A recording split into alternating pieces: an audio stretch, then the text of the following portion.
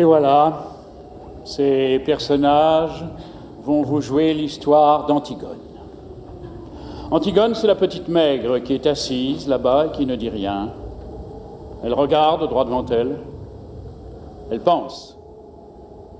Elle pense qu'elle va être Antigone tout à l'heure, qu'elle va surgir soudain de la maigre jeune fille noiraude et renfermée que personne ne prenait au sérieux dans la famille, et se dresser seule en face du monde, seule en face de Créon, son oncle, qui est le roi. Elle pense qu'elle va mourir, qu'elle est jeune, et qu'elle aussi, elle aurait bien aimé vivre. Mais il n'y a rien à faire, elle s'appelle Antigone, et il va falloir qu'elle joue son rôle jusqu'au bout. Et depuis que ce rideau s'est levé, elle sent qu'elle s'éloigne à une vitesse vertigineuse de sa sœur, Ismène, qui bavarde et rit avec un jeune homme. Elle sent qu'elle s'éloigne de nous aussi, qui sommes là, bien tranquilles à la regarder. De nous qui n'avons pas à mourir ce soir. Le jeune homme avec qui parle la blonde, la belle, l'heureuse Ismène, c'est Aimon, le fils de Créon. Il est le fiancé d'Antigone. Tout le portait vers Ismène. Son goût de la danse et des jeux, son goût du bonheur et de la réussite, sa sensualité aussi, car Ismène est bien plus belle qu'Antigone. Et puis un soir de bal, où il n'avait dansé qu'avec Ismène, un soir où Ismène avait été éblouissante dans sa nouvelle robe, il a été trouvé Antigone, qui rêvait dans un coin comme en ce moment, ses bras entourant ses genoux, et il lui a demandé d'être sa femme. Personne n'a jamais compris pourquoi. Antigone a levé sans étonnement ses yeux graves sur lui, et elle lui a dit oui, avec un petit sourire triste. L'orchestre attaquait une nouvelle danse. Ismène riait aux éclats là-bas, au milieu des autres garçons. Et voilà, maintenant lui, il allait être le mari d'Antigone. Il ne savait pas qu'il ne devait jamais exister de mari d'Antigone sur cette terre et que ce titre princier lui donnait seulement le droit de mourir. Cet homme, robuste, aux cheveux grisonnants, qui médite là, près de son page, c'est Créon, c'est le roi. Il a des rides, il est fatigué, il joue au jeu difficile de conduire les hommes.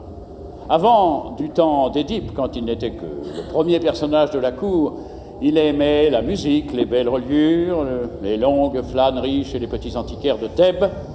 Mais Édipe et ses fils sont morts. Il a laissé ses livres, ses objets, il a retroussé ses manches et il a pris leur place. Alors quelquefois, le soir, il est fatigué. Et il se demande s'il n'est pas vain de conduire les hommes, si ce n'est pas un office sordide qu'on doit laisser à d'autres, plus fruste. Et puis, au matin, des problèmes précis se posent qu'il faut résoudre, et il se lève, tranquille, comme un ouvrier au seuil de sa journée. Créon est seul, seul avec son petit page, qui est trop petit, et qui ne peut rien non plus pour lui. Ce garçon là-bas au fond, qui rêve, adossé au mur, solitaire, c'est le messager. C'est lui qui viendra annoncer la mort d'Aimon tout à l'heure. C'est pour cela qu'il n'a pas envie de bavarder ni de se mêler aux autres. Il sait déjà. Enfin, ces trois hommes qui jouent, ce sont les gardes. Ce ne sont pas de mauvais bougres, ils ont des femmes, des enfants et des petits ennuis comme tout le monde, mais ils vous emploieront les accusés le plus tranquillement du monde tout à l'heure. Ils sont dépourvus de toute imagination. Ce sont les auxiliaires, toujours innocents et toujours satisfaits d'eux-mêmes, de la justice, pour le moment, jusqu'à ce qu'un nouveau chef de Thèbes, dûment mandaté, leur ordonne de l'arrêter à son tour. Ce sont les auxiliaires de la justice de Créon. Et maintenant que vous les connaissez tous, Ils vont pouvoir vous jouer leur histoire.